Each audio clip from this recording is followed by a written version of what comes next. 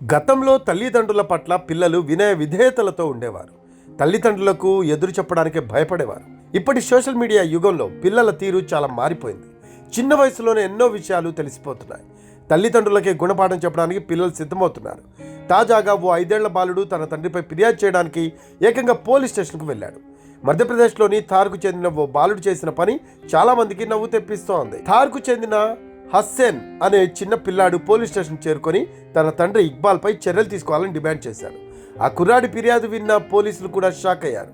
తన తండ్రి తనను రోడ్డుపై తిరగనివ్వడం లేదని, నదీ తీరానికి వెళ్లేందుకు అనుమతించడం లేదని పోలీసులకు చెప్పాడు. తన తండ్రిని వెంటనే అరెస్ట్ చేసి జైల్లో పెట్టాలని కోరాడు. ఆ కుర్రాడి ఫిర్యాదును విని పోలీసులు పగలబడి నవ్వుతున్నారు. తన తండ్రి సహాయంతోనే పోలీస్ స్టేషన్ చేరుకున్న ఆ బాలుడు పోలీసులకు ఫిర్యాదు చేశాడు. ఈ ఘటనకు సంబంధించిన వీడియో సోషల్ మీడియాలో వైరల్గా మారింది. ఈ ఫన్నీ వీడియోపై నెటిజన్స్ తమదైన శైలిలో కామెంట్స్ చేస్తున్నారు.